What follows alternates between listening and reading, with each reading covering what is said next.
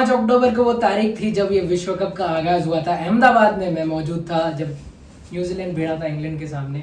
हर कोई उम्मीद कर रहा था कि 2019 के फाइनल का रिपीट होगा, पर हुआ कुछ और न्यूजीलैंड वो मैच एक तरफा जीता और एक नई उन्होंने दुनिया क्रिकेट पे एक अपनी पहचान पहुंचाई कि भाई आईसीसी टूर्नामेंट में हमें छोटी टीम आप मत मानो। और 4 मैचेस लगातार जीती इंडिया से, वो अभी हारे हैं। पर ओवरऑल इस वर्ल्ड कप का अगर देखा जाए एक सिनेरियो तो कुछ ऐसा ही रहा है कि जो टीम हमें लगता है कि यार ये टीम आज जीतने वाली है, उलट फेर बहुत ज़्यादा हमें देखने को मिल रहा है। अफगानिस्तान ने 2 मुकाबले बेहतरीन मुकाबले जीते। इंग्लैंड को उन्होंने हराया, डिफेंडिंग चैंपियंस को। पाकिस्तान को उन्होंने हराया कुछ दिन पहले। नेदरलैंड्स ने साउथ अफ्रीका को हराया। तो अगेन ऊपर नीचे बहुत सारी चीज़ें रही है इस विश्व कप में और काफ़ी बड़े बड़े स्कोर्स भी हमें देखने को मिले हैं। दक्षिण अफ्रीका ऐसी टीम बनी जो 5 मैचेस में 3 बार जिन्होंने 380 से ऊपर रन बनाए, 2 बार तो ऑलमोस्ट 400 रन बनाए। ऑस्ट्रेलिया ने 399 रन नेदरलैंड्स के सामने बनाए। तो हाफ वे वर्ल्ड कप का हो चुका है, टाइटल से आपको पता चल गया होगा कि तो हाफ वे पे हम डिस्कशन करने वाले हैं कि क्या इस विश्व कप में जो हम सोच रहे थे वैसा ही विश्व कप घट रहा है या कुछ अलग चीज़ें हमें देखने को मिल रही है। मैं हूँ सौरभ, मेरे साथ है अंकित भैया और हम इस वक्त स्पोर्ट्स लैब के स्टूडियो में मौजूद हैं। तो आज तारीख है 25 अक्टूबर और 25 अक्टूबर की तारीख तक भारत जो है वो नंबर 1 पे है इस टेबल के अंदर। 5 मुकाबले खेले हैं, 5 के 5 उन्होंने जीते हैं। दक्षिण अफ्रीका ने 5 मुकाबले खेले हैं, 4 जीते हैं, 1 हारे हैं। नेट रन रेट के चलते नंबर 2 पे वो हैं। नंबर 3 पे न्यूजीलैंड है, नंबर 4 पे ऑस्ट्रेलिया है। तो ये 1 2 3 4 जो 4 टीमें आगे जाएगी वो ये अभी तक हमें नज़र आ रही है। तो अंकित भाई, स्टार्टिंग में आपकी प्रेडिक्शन क्या थी और अभी तक हाफ वे तक क्या वैसा ही चल रहा है वर्ल्ड कप जैसा आप सोच के बैठे थे? ऑलमोस्ट वर्ल्ड कप शुरू हुए आधा टाइम तो हो ही गया है और आज हम लोग 25 तारीख है। 20 दिन के अंदर ऑलमोस्ट सारी टीमें आधे मैचेस खेल चुकी हैं। अब 3 4 4 5 5 मैच सबके बाकी हैं। थोड़ा सा चेंज हुआ है क्योंकि हम लोग एक्सपेक्ट कर रहे थे कि इंग्लैंड बहुत अच्छा खेलेगी। सो इंग्लैंड उस लीग में अभी दिखी नहीं है। कल उनका मैच है श्रीलंका से, सो बहुत बड़ा मैच होगा उनके लिए। और एक जो चीज़ मुझे और थोड़ी सरप्राइज़ करी है इस वर्ल्ड कप में, थोड़ा सा व्यूवरशिप डिप गया, ऊपर आया, ये सब हमने देखा। बट सबसे हार्ट वार्मिंग है कि परफॉर्मेंसेस बहुत अच्छी आई है, स्पेशली फ्रॉम इंडिया। हमारे 2 बिग गन्स विराट और रोहित की परफॉर्मेंस बहुत ज़बरदस्त रही है और पूरी इंडिया एक तरीके से एक ऐसा माहौल बन गया है कि ये वर्ल्ड कप हम जीतने ही जा रहे हैं। तो ये एक बहुत अच्छा एक बिलीफ हर इंडियन के अंदर आया है। अगर मैं बात करूँ ऑस्ट्रेलिया की, तो ऑस्ट्रेलिया की बाउंस बैक दिखी है। पहले 2 मैच हार गए वो, उसके बाद लगातार 3 मैच जीते और नेदरलैंड्स को बहुत बढ़िया अंतर से रहा है, तो रन रेट पे भी इजाफा किया है। साउथ अफ्रीका एक सरप्राइज़ ये भी रहा है कि 4 मैच जीत के 1 मैच हारा, वो भी नेदरलैंड से हार गए वो, जो मैच एक्सपेक्ट कर रहे थे कि हम वो जीत जाएंगे। और New Zealand is again a great team, 1 match हारे हैं, वो भी इंडिया से हारे हैं। और सबसे बड़ा जो एक टीम निकल के आ रही है इस वर्ल्ड कप में जो मैं देख रहा हूँ वो है अफगानिस्तान। अफगानिस्तान ने 2 रेगुलर आईसीसी प्लेइंग नेशंस को हराया जो बहुत साल से खेल रहे हैं। अगर मैं बात करूँ इंग्लैंड जो पावर हाउस है इस समय वनडे क्रिकेट के, वर्ल्ड चैंपियन है 2019 के, और दूसरा मैच पाकिस्तान।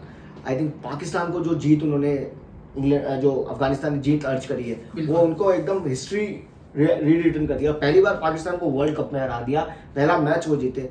अगर मैं बात करूं पाकिस्तान की भी, तो पाकिस्तान बहुत स्ट्रगल करते हुए दिख रहा है। शुरुआत अच्छी रही, 2 मैच जीते, बट तीनों के तीनों मैच हार गए वो, और उनके लिए क्वालिफिकेशन बहुत मुश्किल लग रहा है। और टीम भी थोड़ी थकी थोड़ी उलट पुलट टीम लग रही है, बैकअप्स इतने अच्छे नहीं नजर आ रहे हैं, तो पाकिस्तान के लिए थोड़ा मुश्किल होने वाला है। इंग्लैंड के लिए अब आई थिंक एकदम वो चांस है कि भैया जाओ और लड़के आओ, जो भी करना है, बट अगर उनको क्वालिफाई करना है तो सारे मैच जीतने पड़ेंगे क्योंकि ऑलरेडी 3 मैच वो हार चुके हैं। और सौरभ, परफॉर्मेंसेस की मैं बात करूं तो आई थिंक इंडिया के तो लिए तो रोहित, हमारे बॉलर्स ने बहुत अच्छा परफॉर्मेंस किया है। अगर मैं बात करूं बुमराह की, शमी की, सिराज की, हमारे स्पिनर्स की, कुलदीप की, so everybody has stood up कि ये वर्ल्ड कप है और हमें जीतना ही है। बिल्कुल, तो एक टीम पे हम चर्चा कर लेते हैं। सबसे पहले अंकित भाई ने जैसा मेंशन किया कि इंडिया के लिए तो रोहित शर्मा ने स्टूड अप हुए हैं, विराट कोहली वहाँ खड़े हैं। शुरुआत करते हैं। एक आपने बोला कि सबसे बड़ी टीम जो इस विश्व कप की हमें नज़र आ रही है वो है अफगानिस्तान, और अफगान अतालन अभी तक तो हर टीम को एक क्लोज फाइट दे रही है। बांग्लादेश के सामने ज़रूर मिस आउट, वो सोच रहे होंगे कि यार अगर वो हम जीत जाते तो अभी टॉप 4 के कंटेंडर हम भी होते, पर अभी तक तो 5 में से 2 जीत और 3 हार के साथ वो छठे पायदान पे है। और एक एक टीम की अगर शुरुआत करें तो एक जो सबसे बड़ा शॉकर इस विश्व कप में हमें अभी तक 5 मैचेस के हाफ वे मार्क पे देखने को मिला है कि इंग्लैंड एक ऐसी टीम जो हम सब सोच रहे थे ऑलमोस्ट, अगर 95% लोगों से भी मैं पूछता विश्व कप स्टार्टिंग से पहले तो यार टॉप 4 की टीम तो हर कोई उसको बता रहा था, नंबर 1 टीम ही बता रहा था। उस टीम में जॉस बटलर हैं, उस टीम में बेन स्टोक्स हैं, उस टीम के अंदर हर कोई, आप अगर बल्लेबाज किसी भी बल्लेबाज का नाम ले ले वो अपने दिन पे मैच आपको जिता सकता है। चाहे आप जॉनी बेस्टो की बात करें, डेविड मलान की बात करें, जो रूट की बात करें, स्टार्स से भरी हुई टीम है।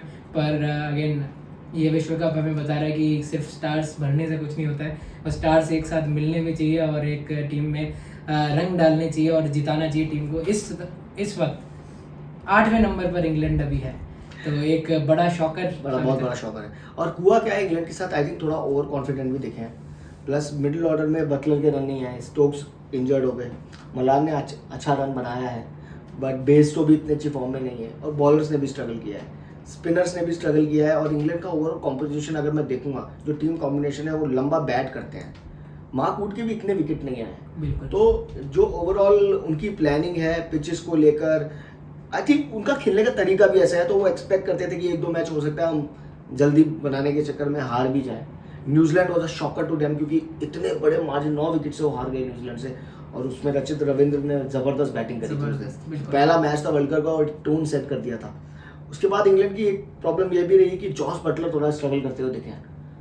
जो एक्सपेक्ट करते हैं कि वो बड़े रन बनाएंगे, आईपीएल में इतना एक्सपीरियंस है, इतनी ज़बरदस्त इनिंग्स वो आईपीएल में खेलते हैं, इतने रन बना चुके हैं, तो कैप्टन ने इतना लीड नहीं किया है फ्रंट से, तो वो भी एक स्ट्रगल रहा है वर्ल्ड कप में इंग्लैंड का। और थोड़ा सा मुझे ओवर कॉन्फिडेंस ज़्यादा लग रहा है इंग्लैंड वाले।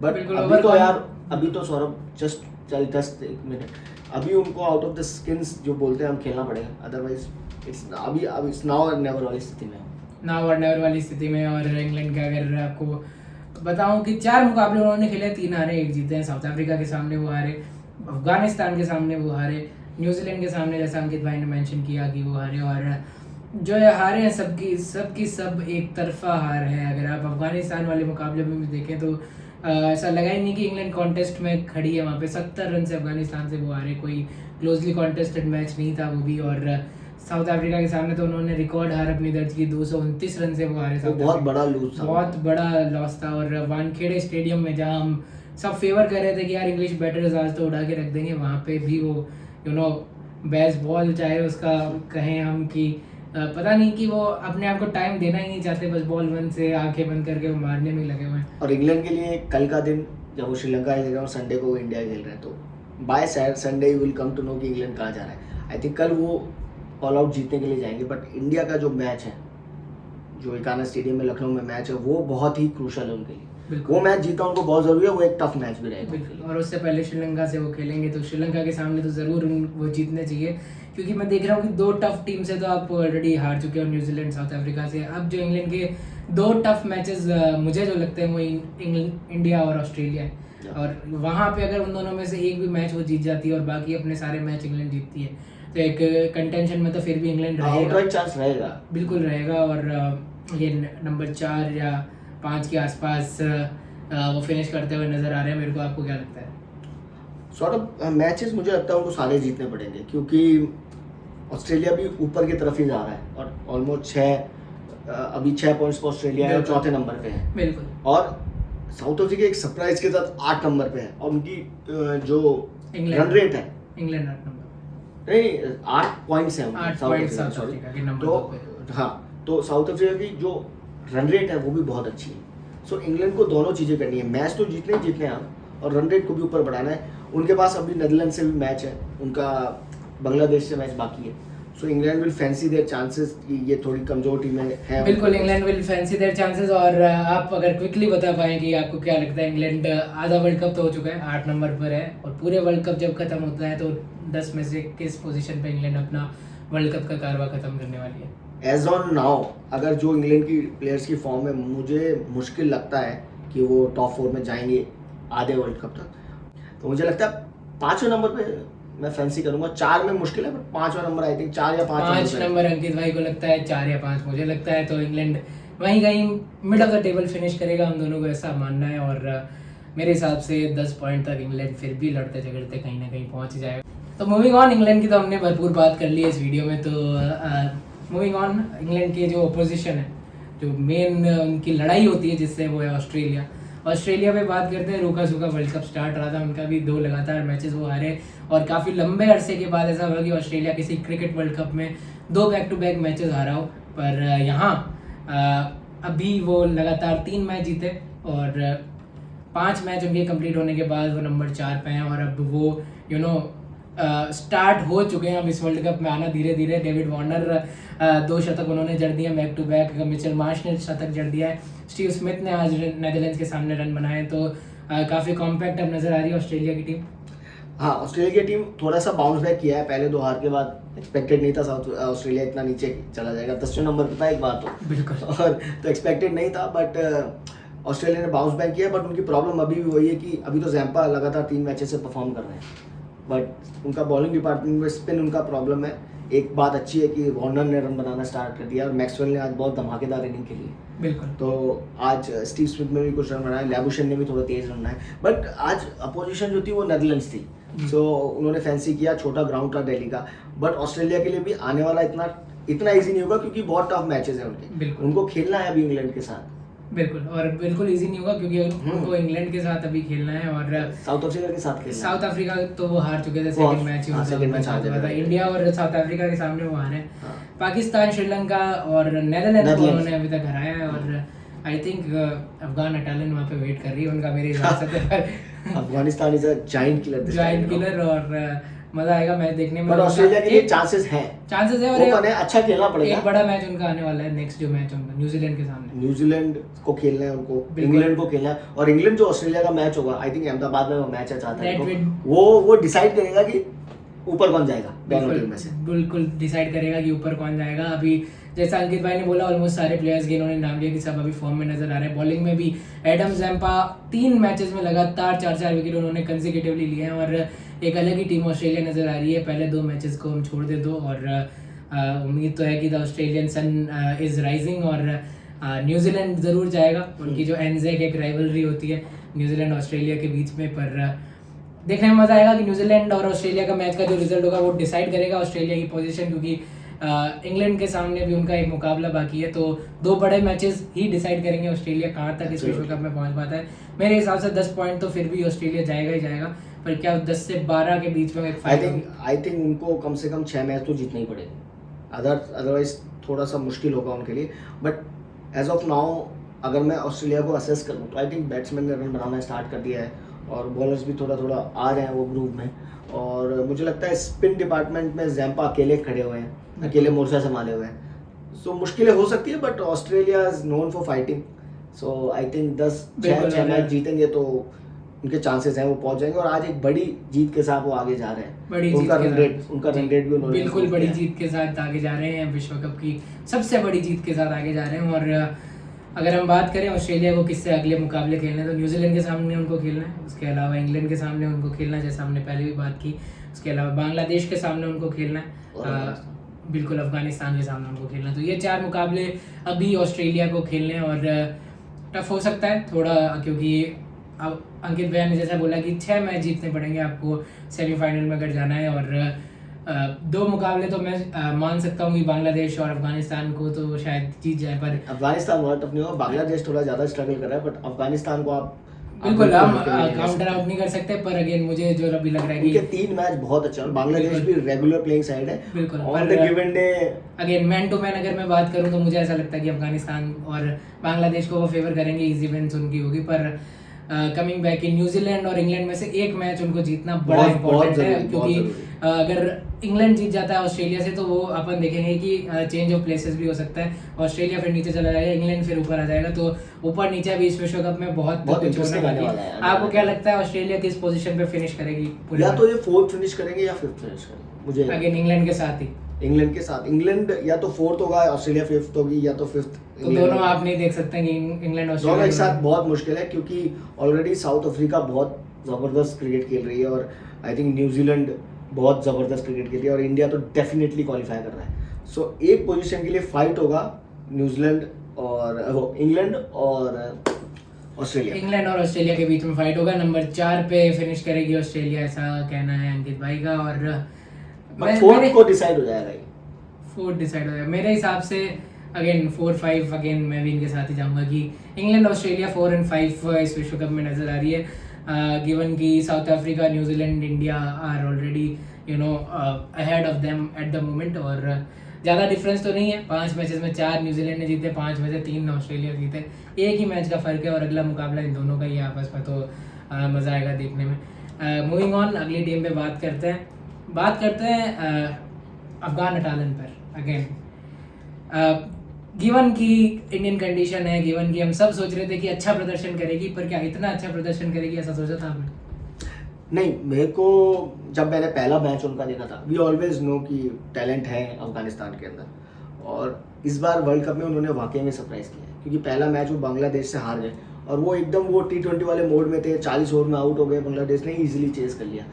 सो वी थॉट कि यार ये T20 से वाले मोड में ही आए, but the intent they have shown. उसके बाद हर मैच में वो 50 ओवर बैटिंग कर रहे हैं, और जिस तरीके से इंडिया के अगेंस्ट 280-282 रन बना के गए वो, उसके बाद हर टीम के अगेंस्ट उन्होंने रन बनाए। उन्होंने इंग्लैंड जैसी बड़ी टीम को हराया भिड़ के। और वो इंडियन कंडीशंस में ऑलरेडी देहरादून में वो बहुत प्रैक्टिस करते हैं, IPL उनके बहुत प्लेयर खेल रहे हैं, और मैं उनके जो कप्तान है हशमतुल्ला, उनकी बहुत तारीफ करूंगा। जितना मेच्योरिटी के साथ वो कैप्टेंसी करते हैं वो बहुत ही ज़बरदस्त, मेरे को बहुत इंप्रेस किया है। उनके ओपनर जो है गुरबाज और इब्राहिम, देखिए उनका इंटेंट है कि वो खेलें, अच्छा स्टार्ट दें। और Gurbaz is an electrifying player, KKR के लिए खेलते हैं और इंडियन एक्सपीरियंस बहुत है उनको। देन रहमत शाह, सौरभ आप हमेशा हम बात करते थे, इतना अच्छी फॉर्म में नहीं थे, बट अगेन जो पाकिस्तान के अगेंस्ट उन्होंने निक खेली है। उनके मिडिल ऑर्डर जो है उसके अंदर हशमतुल्ला शहीदी कप्तान उनके बहुत अच्छा, एक एंकर का इनिंग खेलता है, अजमत ओमरज़ई जो इंडिया के साथ 50 मारी। बिल्कुल, तो एक्सपीरियंस के मामले में वो कम नहीं है, प्लस उनका बहुत स्ट्रॉन्ग होल्ड है उनकी बॉलिंग अटैक, और स्पेशली जो स्पिनर है। अब नूर आके विकेट लेना स्टार्ट। बिल्कुल, और हर वक्त हम यही बात कर रहे थे कि अगर अफगानिस्तान इस टूर्नामेंट में 250 रन बनाता है तो वो मादा रखता है किसी भी टीम को हराने का, और उन्होंने करके दिखाया, डिफेंडिंग चैंपियंस को हराया।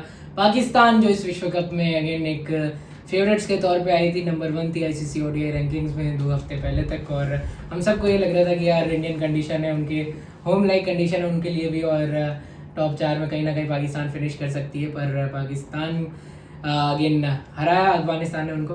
तो क्या देख रहे हैं, अभी तो छठे पायदान पे अफगानिस्तान है, 5 में से 2 जीते हैं, 3 हारे हैं। अगला मुकाबला उनका श्रीलंका के सामने, तो क्या देखते हैं आप कि कहाँ अफगानिस्तान फिनिश करेगा आपके हिसाब से? क्या श्रीलंका के अगेंस्ट वो फैंसी करेंगे अपने चांसेस? बिल्कुल, मुझे तो लगता है कि 100% फैंसी करेंगे, क्योंकि श्रीलंका का भी जो बैटिंग ऑर्डर इस मुकाबले में वो श्रीलंका के सामने फेवरेट्स जा रहे हैं मेरे हिसाब से। बिल्कुल जा रहे हैं, और उनकी जो फॉर्म है बॉलर्स की, अगर मैं राशिद खान की बात करूं, मैं मुजीब की बात करूं, मैं नूर की बात करूं, तो भाई अफगानिस्तान इज थ्रेट।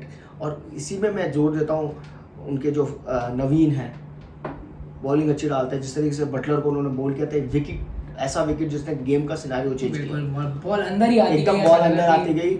उनके जो लेफ्ट आर्म पेस बॉलर फजल, वो भी बहुत अच्छे बॉलर है, फरूकी।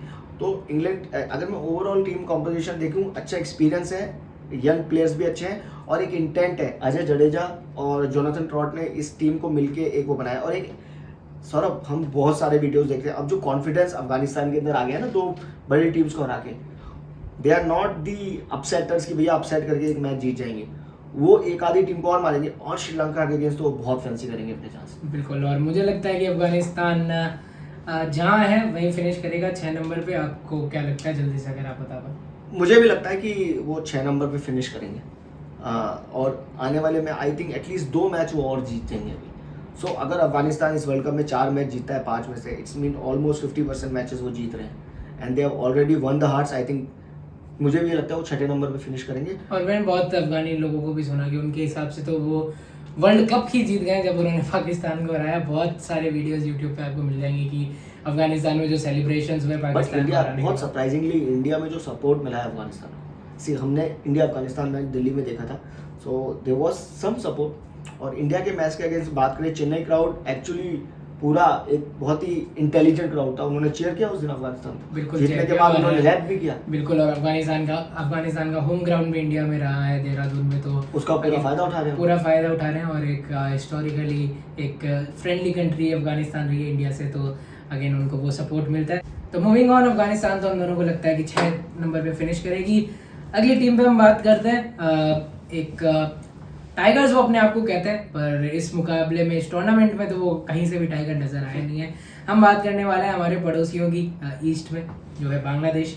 अगेन कमिंग बैक की इंडियन कंडीशन उनके हिसाब से सबसे बेस्ट कंडीशन का वर्ल्ड कप ये हो सकता था, कीपिंग इन माइंड की 2019 में जो उनका प्रदर्शन था, बहुत ही खूब प्रदर्शन था। साउथ अफ्रीका को उन्होंने हराया था, शाकिब ने 100s बनाई थी उस टूर्नामेंट में बल्ले के साथ, और हम सबको लग रहा था कि एक राइज ऑफ बांग्लादेश है 2019 का विश्व कप। पर 2023 में they are back to ground reality, they are back to zero. क्या लग रहा है, 5 मुकाबले खेले, 4 अभी हारे, 1 जीते। अगला मुकाबला उनका वो फेवर करेंगे नेदरलैंड्स के सामने। पर coming up to this tournament, leading in की एशिया कप में भी उनका प्रदर्शन बहुत ही ख़राब रहा था। उसके बाद अगेन फिर से वर्ल्ड कप में भी वही सेम गलतियाँ, तमीम इकबाल के ऊपर कंट्रोवर्सी, और ये टीम कुछ प्रदर्शन कर ही नहीं पाई इस विश्व कप। बहुत ही इनकन्सिस्टेंट टीम, बहुत ही इनकन्सिस्टेंट टीम है, और शाकिब भी इंजर्ड थे तो एक मैच में तो बाहर ही हो गए।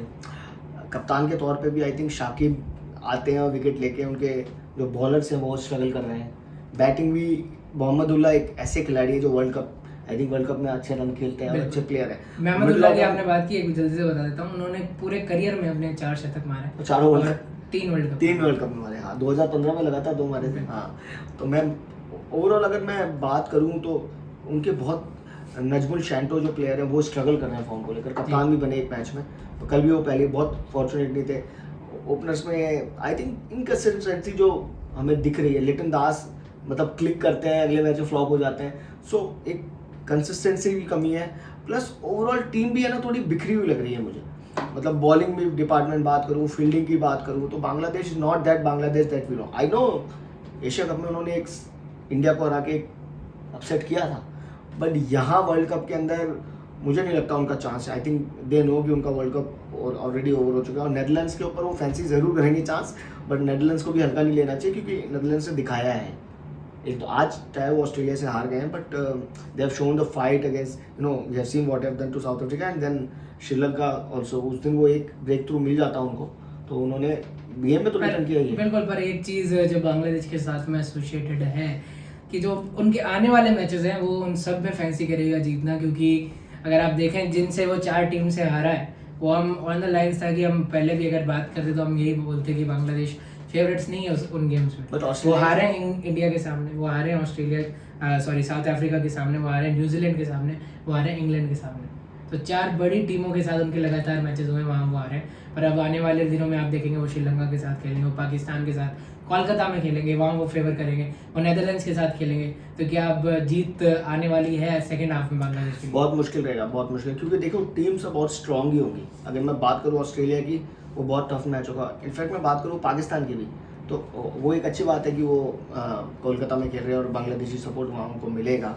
बट देखिए पाकिस्तान भी थोड़ा डाउन एंड आउट टीम है, सो मतलब उनके ऊपर प्रेशर है और वो चाहेंगे कि हम लोग बाउंस बैक करें। Pakistan is a decent team, अभी वो परफॉर्मेंस नहीं हो पा रहे हैं, हम सब जानते हैं, बट बांग्लादेश के लिए टफ होगा, और मेरे को लग रहा है वो 9वें या 10वें नंबर पे फिनिश करने वाले हैं, क्योंकि ओवरऑल बहुत ही इनकंसिस्टेंट टीम है वो।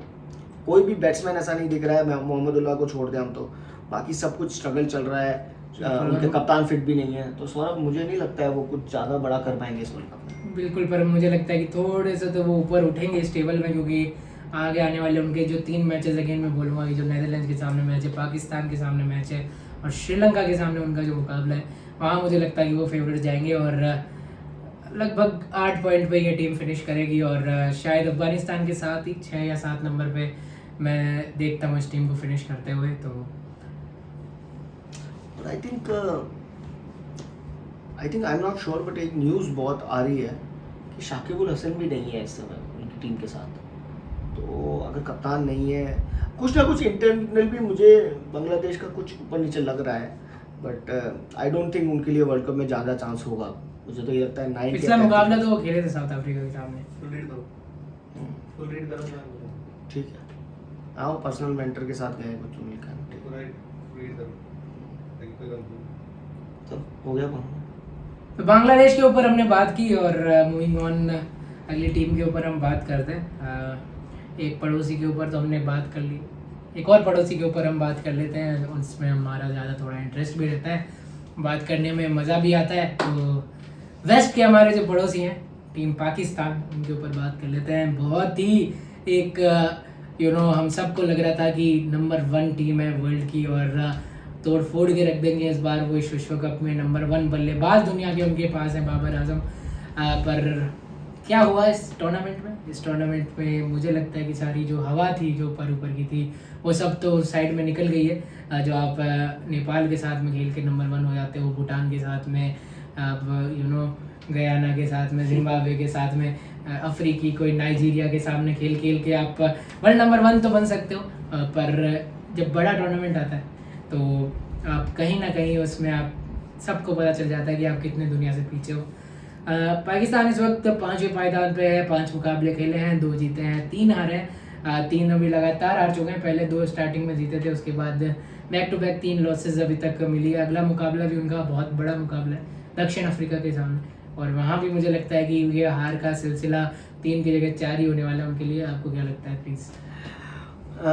Pakistan is the story of this world cup, क्योंकि एशिया कप में भी हमने टूर्नामेंट से पहले उनको देखा था स्ट्रगल कर रहे थे, बट एक बहुत बड़ी हवा भी बनाई गई थी कि बाबर बहुत बढ़िया खिलाड़ी है, नंबर 1 प्लेयर है, पाकिस्तान इज नंबर 1 टीम है ODIs, बट यहाँ आके एकदम सिनारियो चेंज हो गया। आई थिंक वो प्रेशर को ले ही नहीं पा रहे उनके खिलाड़ी, और ऐसे खिलाड़ी लेके आए जो ज़्यादातर T20s खेलते हैं, मिडिल ऑर्डर के। देखिए पाकिस्तान की टीम में मिडिल ऑर्डर है ही नहीं। मुझे लगता है Iftikhar is an okay player, Saud Shakeel का कोई वो नहीं है, रिजवान शुरू में अच्छा दिखे थे बट लास्ट 2 मैचों में वो भी स्ट्रगल कर रहे हैं। बाबर रन बनाते हैं बट यार एक जैसे कोहली है तो एक पैशन के साथ जो वो देखता हूँ, बाबर क्लूलेस लगते हैं कप्तानी में भी, और बैटिंग में भी वो रना बॉल ही खेलते हैं, कुछ ऐसा नहीं है। ओपनर्स की मैं बात करूँ तो आउटडेटेड क्रिकेट खेल रहे हैं, बिल्कुल आउटडेटेड क्रिकेट, और इमाम दैट्स अ नाइस वर्ड, और इसी का बहुत ही आउटडेटेड क्रिकेट खेल रहे हैं पाकिस्तान वाले। और सबसे बड़ी डिसअपॉइंटमेंट उनकी बॉलिंग है, जहां जो सबसे बड़ा उनका स्ट्रेंथ होता था आज सबसे बड़ी वीकनेस उनकी बॉलिंग है। ना उनके पास लेग स्पिनर है अच्छे, ना कोई ऑफ स्पिनर है अच्छा, मतलब स्पिन डिपार्टमेंट खाली है। इंडिया में वर्ल्ड कप खेलने आ रहे हो, आपकी टीम में स्पिनर ही नहीं है। इतने बड़े पाकिस्तान और इतने बड़े बड़े अब्दुल कादिर वहाँ से आए, सकलेन मुश्ताक वहाँ से आए, और वो शादाब खान जैसे मीडियोकर स्पिनर को लेके आ गए जो फॉर्म में भी नहीं है, जिनको विकेट ही नहीं मिल रहे हैं। उसके बाद ओसामा मीर को मैंने उस दिन देखा, I think is again a very mediocre spinner, है ना। पाकिस्तान में मैंने देखा अरशद खान थे एक स्पिनर, बहुत ही नॉर्मल स्पिनर थे, बहुत अच्छी बॉलिंग कराते थे। सकलेन मुश्ताक थे, उससे पहले दानिश कनेरिया है, सारे चढ़ के बॉलिंग कराते थे। लेकिन अभी इतना स्ट्रगल शादाब को बहुत बैक कर रहे हैं, और आई थिंक बहुत सारे प्लेयर्स ऐसे हैं जो कि हैंड पिक्ड हुए हुए हैं। उसको चीज़ को पाकिस्तान यहाँ एक्सपोज हो गया है, और बहुत मुश्किल होगा सौरभ उनको जीतना, क्योंकि जिस तरीके की प्रेशर में अब पाकिस्तान है। हारिस राहू मतलब इतना बड़ा डिसअपॉइंटमेंट है वो, आई थिंक वो फिट भी नहीं है, और अकेले अफरीदी तो कुछ नहीं कर सकते, शाहीन शाह अफरीदी अकेले क्या है। और अफरीदी का भी जो रिदम हमें दिखता था, जिस पेस से वो बॉलिंग करा रहे हैं, मुझे लगता है उनके भी हल्का फुल्का ऊपर नीचे है कुछ, तो फिट ही नहीं है भाई, आप फिट ही नहीं हो। शाहीन शाह अफरीदी आप फिट ही नहीं हो टूर्नामेंट में खेलने के लायक। आप अगर हारिस राव की बात करें तो आपको तो आकिब जावेद के पास ट्रेनिंग में और थोड़ा समय मज़ीद बिताना चाहिए, क्योंकि अगेन मैं फिर से वही बात कहूँगा कि आप रोहित शर्मा वाला वो एग्जांपल मेरे बार बार जहन में आ जाता है कि आप सब लोग बोलते हो कि रोहित शर्मा सबसे बढ़िया पुल शॉट खेलता है, फिर आप उसको शॉर्ट से शॉर्ट बॉल से छक्के, वो एक छक्का मार रहा है, फिर आप वहीं उसको छक्के पे छक्के खा रहे हो उससे। तो अगेन आप यार Pakistan is the sad story of this world cup, बिल्कुल सैड स्टोरी है। और एक अगेन मुझे तो लगता है कि ये अब यहाँ से कारवां उनका और भी नीचे ही जाने वाला है, नंबर 5 पे वो इस वक्त है। आपको क्या लगता है? यहाँ से नीचे ही जाएंगे, मुझे लगता है 7वें 8वें नंबर पर वो फिनिश करेंगे। और जो मैं बात करता हूँ पाकिस्तान की, तो अगर बैकअप्स की बात करें तो ऐसा लगता है कि अब बैकअप्स भी नहीं है। आप ये देखिए कि उनके जो नसीम शाह अगर इंजर्ड हुए तो वो किसको लेके आए, कोई नए बॉलर को नहीं लेके आया, वो ले आए हसन अली को। हसन अली ऑलरेडी 1.5 साल से स्ट्रगल कर रहे हैं, टीम से इन आउट है, तो आपके पास ना बैकअप से आई थिंक प्लानिंग बहुत फेल हो गई पाकिस्तान। बिल्कुल प्लानिंग की आप बात करें, पर प्लानिंग की बात तो तब होती है जब आप प्लानिंग करते हैं। पर बाबर आजम का हम सबको पता है, जो पाकिस्तान में बैक होम उनकी आवाज़ें उठती है कि अपने दोस्तों को खिलाते हैं, अपनी यारी कुछ दोस्तियों को हाँ। खिलाते हैं। इंजमाम उल हक का, इमाम उल हक का एक कंट्रोवर्सी वहाँ पे चलती रहती है। तो बिल्कुल आपको एशिया कप भी याद होगा अंकित भैया कि किस तरीके से वो इतने ओवर कॉन्फिडेंट हो गए थे, इतने ओवर कॉन्फिडेंट हो गए थे।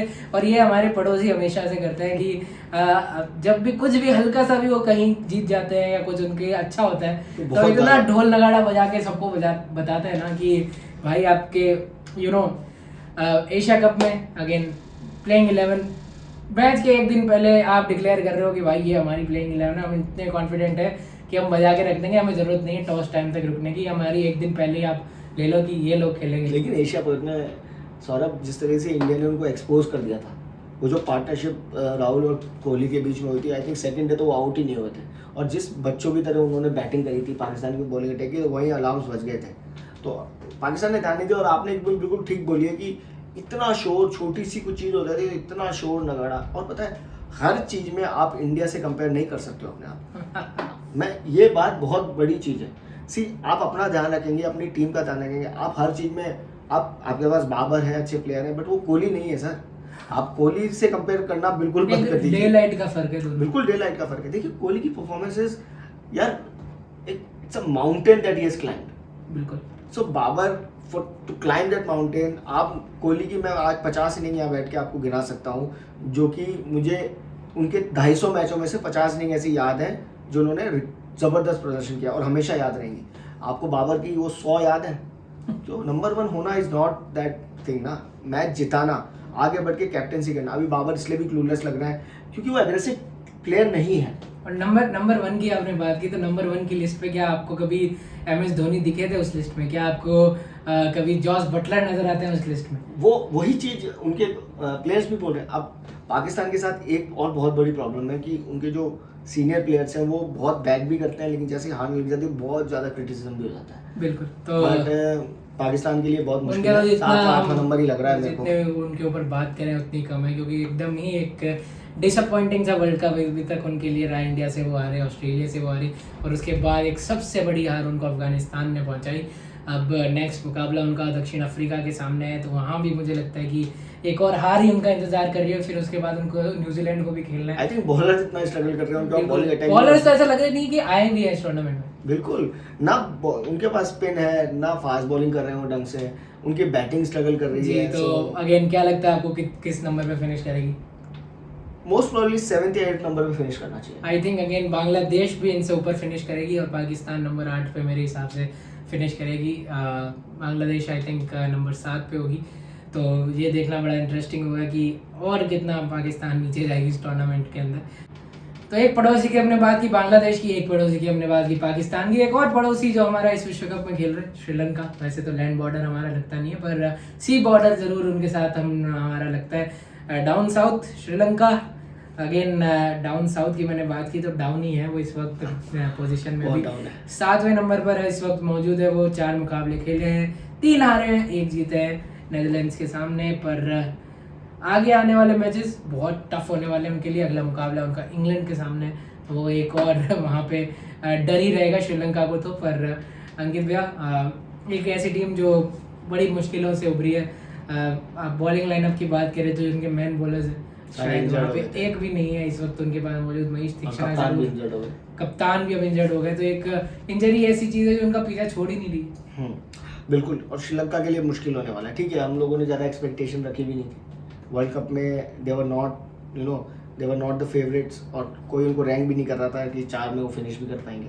बट लास्ट मैच उन्होंने नेदरलैंड्स के अगेंस्ट थोड़ा फाइट दिखाया। उनके पास अच्छे प्लेयर्स हैं। अगर मैं बात करूँ उनके कप्तान जो अभी स्टैंडिंग कैप्टन है Kusal Mendis, he is another great find. I look like of Jayasuriya. और Samarawickrama, he is a good find. Dhananjaya de Silva is a good find. So but see, जो एक अच्छे प्लेयर और एक मैच जिताने प्लेयर्स में फ़र्क होता है। They have a decent team, heavily struck by जितनी भी इंजरीज उनकी हो रही हैं। अगर मैं बात करूँ उनके प्लेयर्स की इंजरी लिस्ट की, तो बड़े बड़े प्लेयर्स उनके इंजरी हो गए। तो बिल्कुल बिल्कुल हसरंगा की बात कर लीजिए आप, वनेंदु हसरंगा, चमीरा की आप बात कर लीजिए। अगेन एक एक ऐसे बॉलर जो IPL में भी खेलते हैं, इतने क्रूशियल बॉलर वो उस टीम के लिए। शनाका जो उनके कप्तान है वो भी इंजर्ड हो चुके हैं।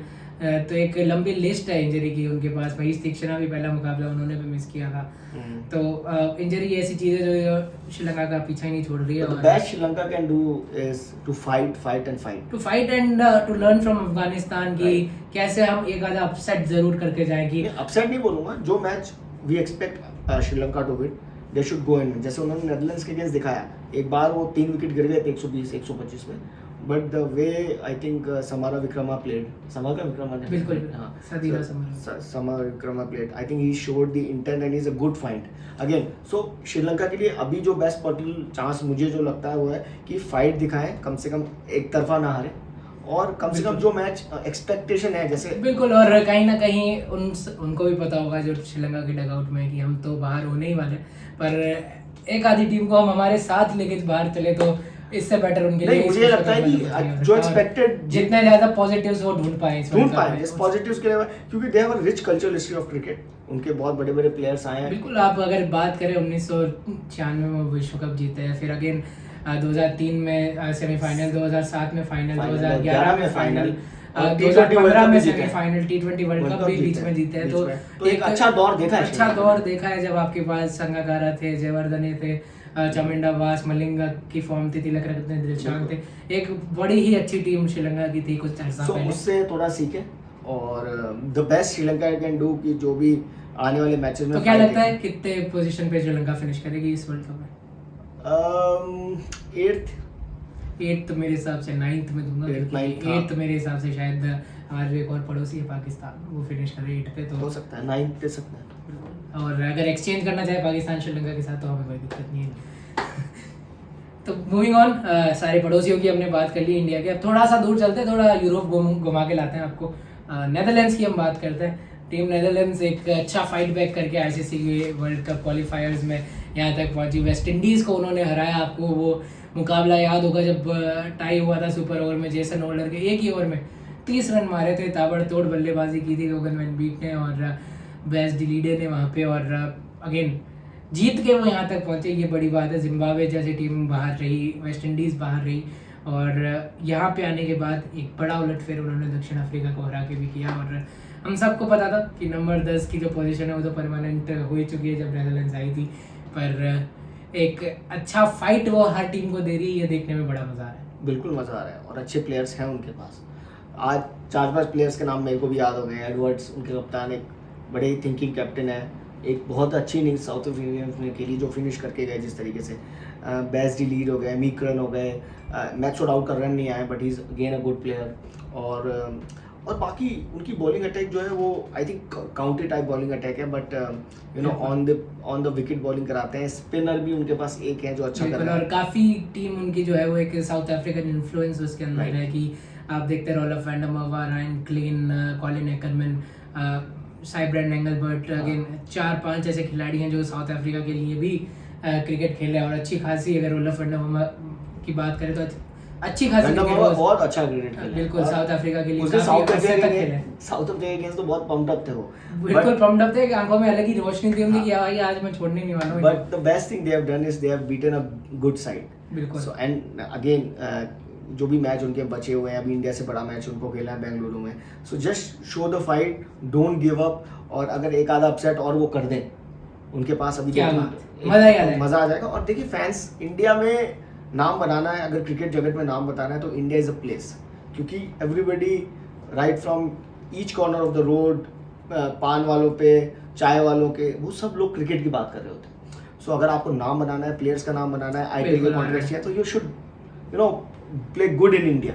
इंडिया में नाम बन जाएगा। पर अभी तक उन्होंने कुछ खराब नहीं किया। ऑस्ट्रेलिया के सामने जरूर वो एक शर्मनाक हार आ रहे हैं, उसके अलावा 4 मैचेस में वो ठीक ठाक उन्होंने फाइट दी है और अपोजिशंस को परेशान किया है कहीं ना कहीं। आज भी ऑस्ट्रेलिया को एक समय पे तो विकेट्स गिरा दिए थे मिड इनिंग्स के बीच में, फिर एक मैक्सवेल की एक अलग ही पारी आ गई तो उन्होंने मैच थोड़ा अलग दिशा में रुख कर लिया। पर नेदरलैंड्स नंबर 10 पे ही फिनिश करेगी, मुझे तो ऐसा लगता है नंबर 10 और गुड शो, बिल्कुल गुड शो।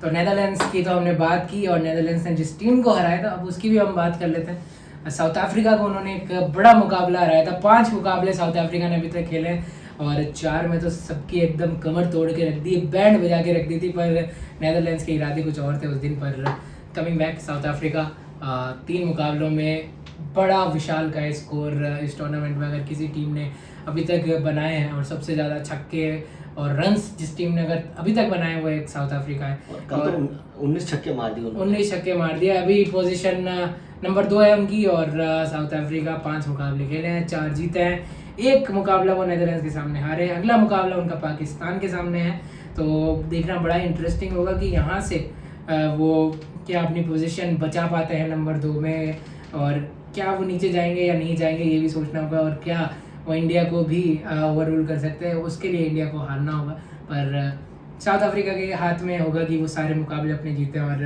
एक टफ फाइट वो इंडिया को दे कि नंबर 1 पे वो बने रहे। क्योंकि नेट रन रेट की बात करें तो साउथ अफ्रीका का नेट रन रेट बड़ा ही स्ट्रॉन्ग है इंडिया से।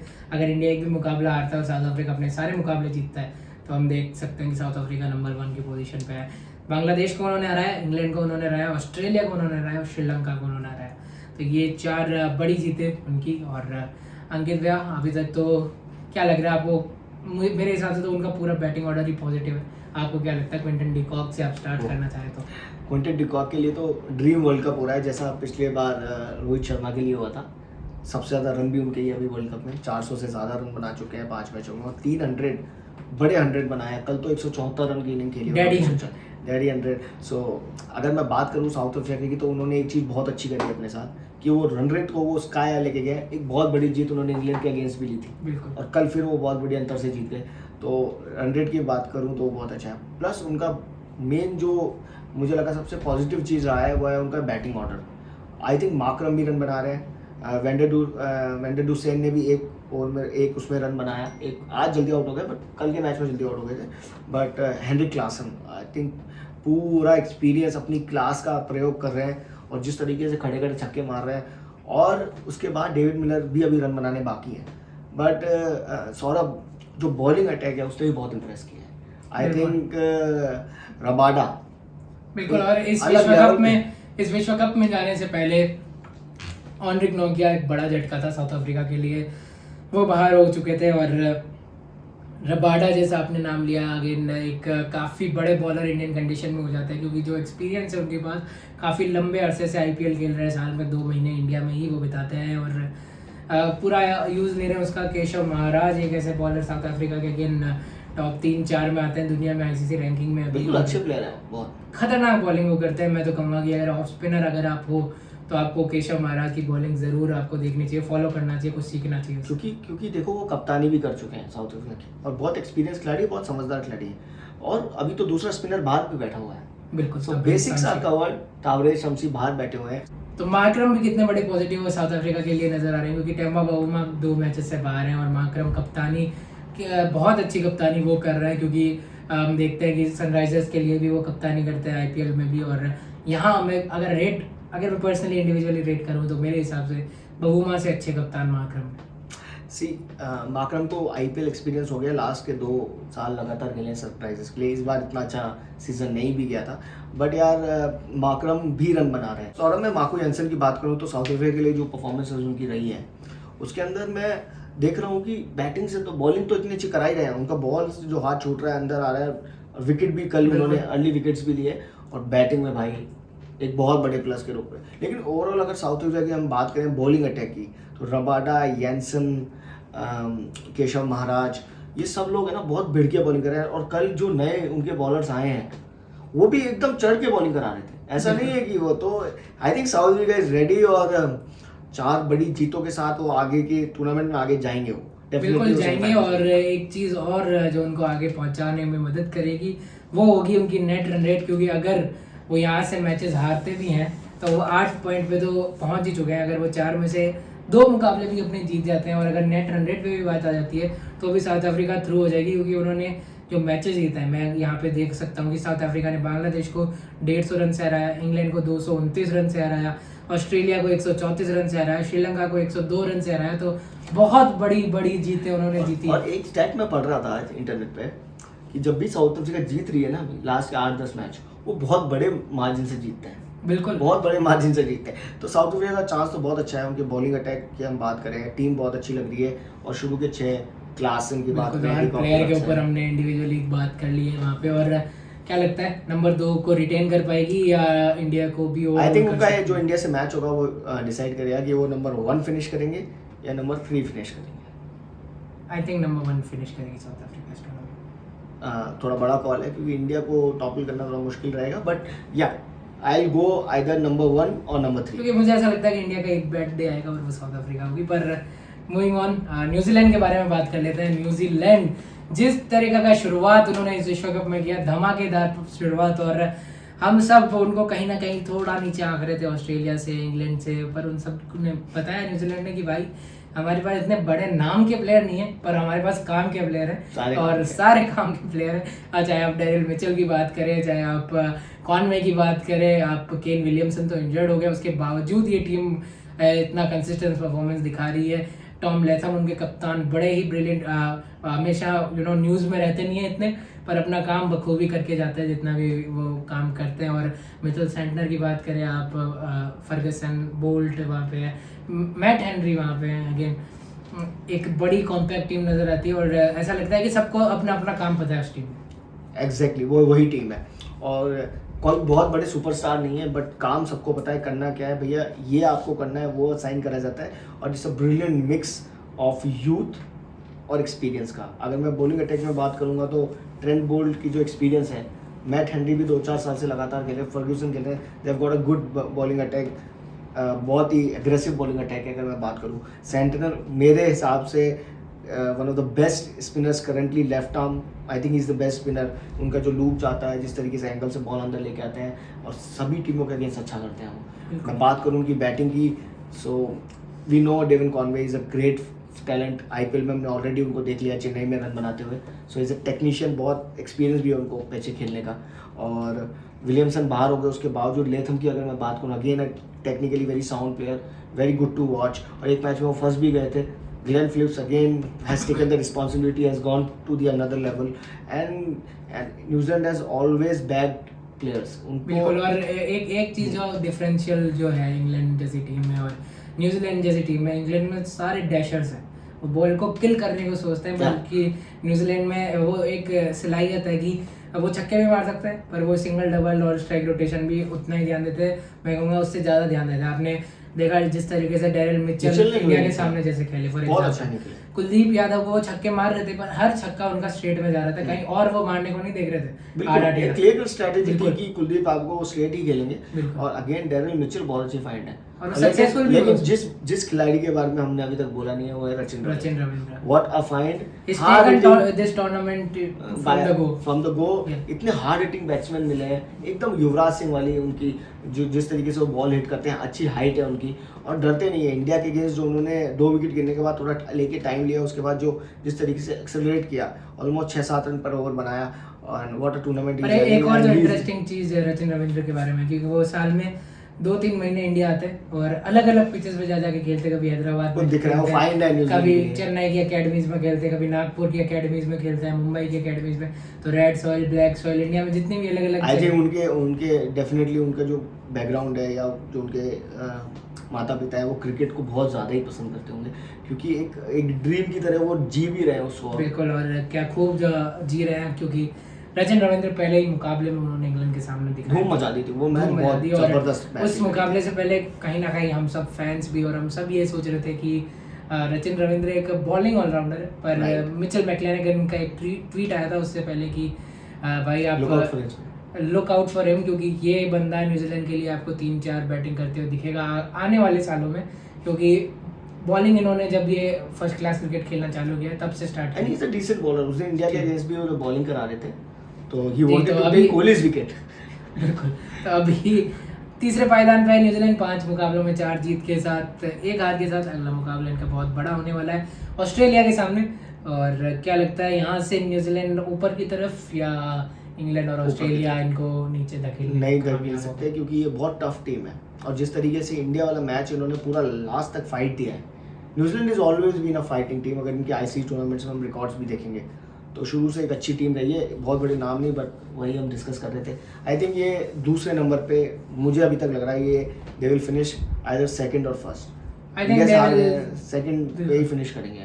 आई think they will finish third और फोर्थ। मुझे लगता है ये इंग्लैंड कहीं ना कहीं ऊपर आएगी आने वाले टाइम में। पर मूविंग ऑन, हमारी आज की लास्ट टीम पर टेबल की टॉप टीम, हम सब के दिल के धड़कनों के बेहद करीब जो टीम है, अंकित भाई ने तो फिस्ट पंप भी दिखा दिया है, क्योंकि हम अब बात करने वाले हैं हमारी अपनी टीम के ऊपर, टीम इंडिया।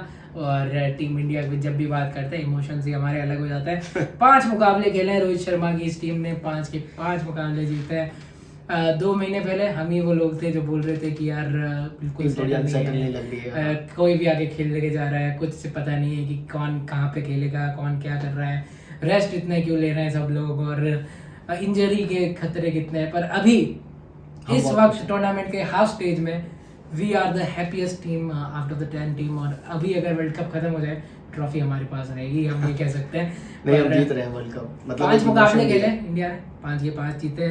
न्यूजीलैंड को हराया, बांग्लादेश को हराया, पाकिस्तान को हराया, अफगानिस्तान को हराया और ऑस्ट्रेलिया को हराया। अगला मैच भी इंडिया का बहुत बड़ा मैच होने वाला है, इंग्लैंड के सामने वो खेलेंगे 29 तारीख को लखनऊ के कान्हा स्टेडियम में। और अभी तक तो अंकित भैया जिधर भी हम इंडियन टीम में नज़र उठा के देखे उस ब्लू जर्सी की सी ऑफ ब्लूज हर तरफ पॉजिटिव, चाहे आप किसी को भी आप उठा लें। हाँ, most complete team, world cup में किसी को चांस नहीं दिया है। पहले मैच में ऑस्ट्रेलिया से अगर मैं बात करूं तो थोड़ा फंसे, लेकिन निकल के आए। और इस टीम के अंदर Rohit Sharma has led from the front, मतलब व्हाट अ कैप्टन इज। उनकी जो बॉलिंग चेंजेस भी हमने देखे हैं, जिस तरीके से वो बैटिंग कर रहे हैं, आके अटैक करते हैं, आने वाले लोगों के लिए वो चीज़ें आसान कर रहे हैं। गिल वापस आ चुके हैं, लुकिंग गुड, अच्छा मतलब स्टार्ट मिल रहा है मेरे। But Kohli is the find again. हम हमेशा विराट पे अपना पूरा ध्यान केंद्रित करके रख सकते हैं कि भैया विराट है तो हम जीतेंगे। एंड व्हाट इनिंग्स विराट ने खेला है against Australia, top class inning. Bangladesh के अगेंस्ट जो इनिंग उन्होंने खेला 100 लास्ट पे, इतना पूरा क्राउड को खुश कर दिया। और न्यूजीलैंड के अगेंस्ट जो 95 रन का इनिंग खेला, I think top class inning, जिसको बोलते हैं Virat is a perfectionist in cricket, in specially in batting. और जो देश में एक माहौल बन गया ना सौरभ कि हम लोग जीत के आ रहे हैं, वो मुझे लग रहा है। और हम तो यार सेमीफाइनल में I think we are almost through. 4 match बाकी हैं, 2 में एक नेदरलैंड से हमें खेलना है, एक श्रीलंका से हमें खेलना है, तो वो तो मैच हम जीत ही रहे हैं। बट आई थिंक हम लोग इंग्लैंड के अगेंस्ट भी I think we are the favourites, जिससे इंग्लैंड अभी खेल रहा है, तो टफ मैच जरूर होगा। And against South Africa I think again it will be a good match.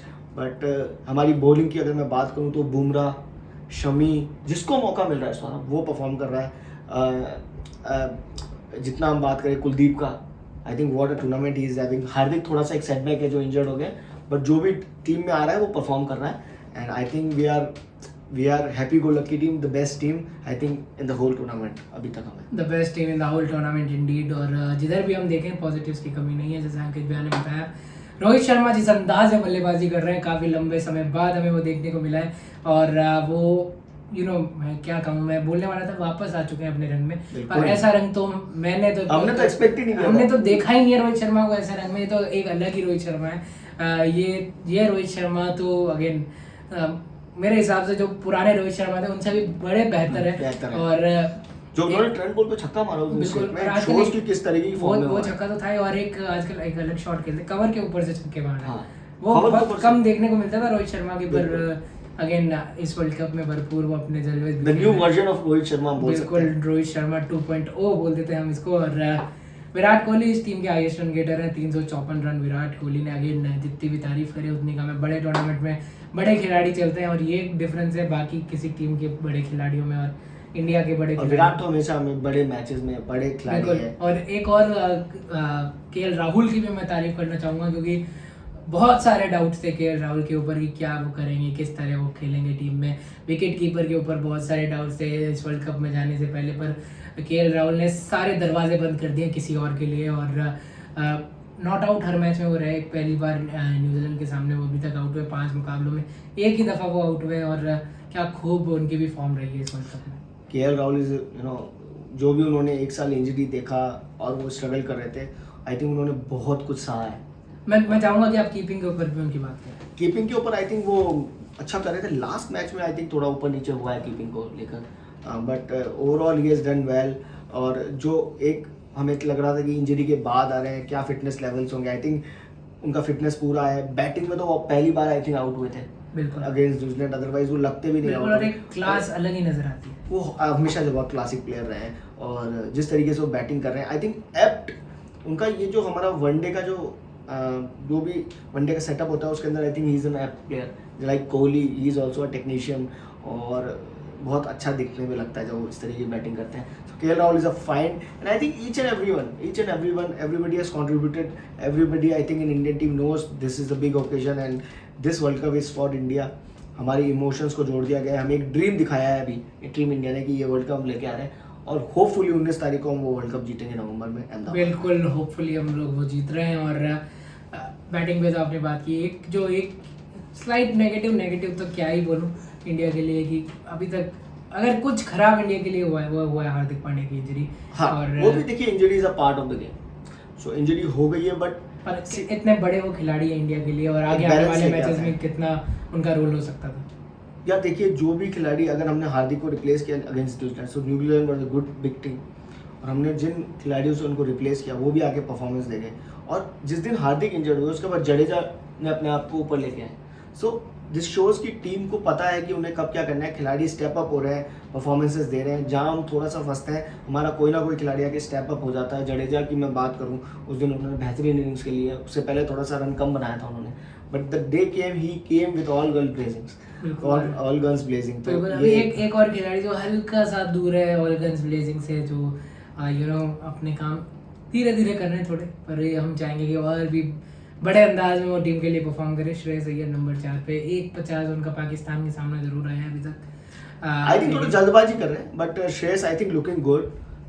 एक बार नॉट आउट भी गए थे नंबर 4 पे हम सबको पता है कितनी इंपॉर्टेंट पोजीशन वो होल्ड करता है टीम इंडिया के लिए, और उनके बड़े रन आने भी आगे सेमीफाइनल या फाइनल में हमारे लिए. आई थिंक नंबर 4 की गुत्ती तो हमारी 4 साल से नहीं सुलझी, मतलब 8 साल से नहीं सुलझी है.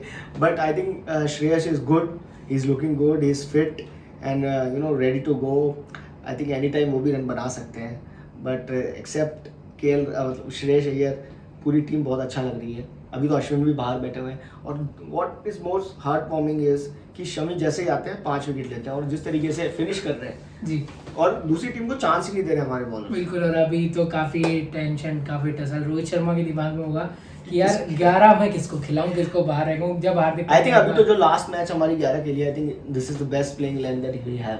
आई think Hardik will replace Surya, और अगर वो रिप्लेस वहाँ करता है सूर्या को, तो आई थिंक आप 3 ही फास्ट बॉलर के साथ जाना पसंद करोगे. बिल्कुल करेंगे. और आई थिंक एक फास्ट बॉलर आपको यार शामी को नहीं खिलाना सौरभ मेरे तो समझ के बाहर है, क्योंकि the quality Shami brings in the team. लेकिन फिर आपके पास वो एक इंजरी स्केयर का भी इशू रहता है कि यार सारे बॉलर्स अगर मैं खिलाता हूँ, किसी को इंजरी हो जाए, किसी को कुछ हो जाए, तो एक आप बैकअप में रखना चाहोगे कि यार बड़ा टूर्नामेंट है, ऑलरेडी 5 मैच हो चुके हैं. 1-2 प्लेयर्स को रेस्ट करके जो मेन मैचेस आएंगे ना, वो आएंगे नॉकआउट्स, जो सेमीफाइनल और फाइनल होगा. So we are almost, but I think next match बहुत बड़ा मुकाबला होगा इंग्लैंड के सामने. मुझे हाँ, लगता है कि बराबरी की टक्कर देगी इंग्लैंड, और क्योंकि अब इंग्लैंड इस वक्त नीचे लगा हुआ है, और वो चाहेंगे कि एक बड़ा अपसेट हम इस टूर्नामेंट करें. लास्ट वर्ल्ड कप में भी आई थिंक हम हार गए थे इंग्लैंड से, एक ही मैच. बिल्कुल. और वो तो क्या डेंटिंग थी, क्या मारा था जॉनी बेस्टो ने, क्या मारा था वहाँ पे ओपनर्स उनके जो थे. और जडेजा का आपको कैच याद होगा, जो ऐसा लग ही नहीं रहा था कि कोई आउट होने वाला भी आज, और बड़ी ही बुरी शिकस्त इंग्लैंड ने इंडिया को पहुंचाई थी. तो अगर हम बात करें इस टूर्नामेंट में से पहले, अगर आप हमें बता पाएंगे क्या आपको लग रहा था 5 मुकाबलों के बाद half way of the tournament India number 1 पे होगी, और इंडिया एक भी मैच नहीं हारा होगा इंडिया. ऑनेस्टली ये पता था कि 5 में से हम 4 मैच तो कम से कम जीतेंगे. आपको लग रहा था कि एक आधा मैच तो हम हारेंगे. यार एक आधा मैच मुझे लग रहा था कि किसी ऑस्ट्रेलिया न्यूजीलैंड के साथ हो सकता है, बट सी मैं बहुत ही खुश हूँ कि 5 हो गए 5 मैच, क्लिनिकल परफॉर्मेंस, और सबसे ज़्यादा विराट तो, और पूरे देश का जो जज्बा बोला है, और पाकिस्तान के अगेंस्ट जो हमारी जीत हुई है अहमदाबाद में, आई थिंक वो बहुत ही मतलब मज़ा आ गया देख के. वो जिस तरीके से 1,30,000 लोग उधर बैठे थे, और जिस तरीके से भारतीय टीम ने पाकिस्तान को हराया, और न्यूजीलैंड के अगेंस्ट जो एक टफ जीत हमें ज़रूरत थी वो जीती, ऑस्ट्रेलिया के अगेंस्ट फर्स्ट के मैच जीत के लेके आए. So everything is coming for us, or I think the World Cup is here to stay. The World Cup is here to stay. और अगर हम बात करें कि आगे आने वाले मैचेस में इंडिया की अपनी पोजीशन होल्ड कर पाएगी, जैसे आपने बोला साउथ अफ्रीका और इंडिया का वो मुकाबला होगा, वही बताएगा कि नंबर 1 कौन है और नंबर 2 कौन है. अभी तक तो मुझे लग रहा है इंडिया नंबर 1 ही रहेगी, क्योंकि 5 मैच जीते हैं, और आने वाले 2 मैच हम कंफर्म जीतेंगे, क्योंकि आई थिंक श्रीलंका में इतना मादा है नहीं जो हमें हरा दे, और वो भी हमारा मैच मुंबई में है, और उसके बाद हमारा मैच नेदरलैंड से है बेंगलुरु में. सो ये 2 मैच ऐसे हैं जो आई थिंक हम जीते जाएंगे. And the tough match is like England and south Africa. उसमें मुझे लगता है कि हम दोनों जीतेंगे ही जीतेंगे। इंग्लैंड के अगेंस्ट अब इंग्लैंड कितना स्ट्रांगली आता है उस पर पता लगेगा, एंड साउथ अफ्रीका अगेंस्ट भी एक कड़ा मुकाबला होगा। बट गुड कि अच्छे मैचेस मिले नॉकआउट से पहले। सो अगर कुछ ऊपर नीचे खामी हमें दिखती भी है या समथिंग टू फिल इन, वो हो जाए। But Virat is ready, I think Virat number 1 में बोल रहे हैं इंडिया को, मेरे हिसाब से नंबर 2 पे इंडिया फिनिश करेगी। तो देखना बड़ा इंटरेस्टिंग होगा, ये आने वाले दिनों में हमें पता चलेगा। और तो इतना ही रखते हैं इस वीडियो में, आपको कैसा लगा आप ज़रूर बताएं। तो half way through world cup हो चुका है और ये हमारी टॉप 10 की प्रेडिक्शन है। अब आगे आने वाले दिनों में आपको वर्ल्ड कप किस तरफ जाता हुआ नजर आएगा, इसके ऊपर हमने एक डिटेल डिस्कशन यहाँ पे किया है। And thank you so much for watching. आप अगर क्रिकेट फैन हो तो लाइक कीजिएगा इस वीडियो को, सब्सक्राइब कीजिएगा द स्पोर्ट्स लैब को, और अपने सभी क्रिकेट फैंस को शेयर कीजिएगा ये वीडियो। और अगर आपको लगता है कि कोई टीम हमने अगर गलत बताई है या कुछ चीज़ आपको या लगता कुछ है। चीज़ आपको लगता है कि वो ऊपर होगी ये टीम नीचे होगी, तो आप भी कमेंट करके बताएं। और आपको ऐसा क्यों लगता है वो भी साथ में ज़रूर लिखें, और हम भी पढ़ेंगे वो, और बड़ा इंटरेस्टिंग डिस्कशन उसके ऊपर भी हम करने की कोशिश करेंगे। तो thank you so much for watching, and as always जय हिंद। जय हिंद।